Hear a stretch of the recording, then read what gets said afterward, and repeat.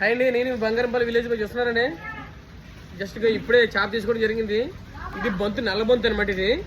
కానీ సముద్రం చేపే, కానీ చేప చాలా టేస్ట్ ఉంటుంది. అరుదుగా దొరుకుతుంది అనమాట, గ్యాలని పడే చేప ఇదే. కానీ చేప చూస్తున్నాను అలాగే ఒకసారి. ఇది రోజు కూర వండుకొని మీకు చూపిస్తాను ఎలా ఉంటుంది అంటే, మీరు మామూలుగా ఉండదు. చేప ఎల్లుములు ఒకటే ఉంటుంది.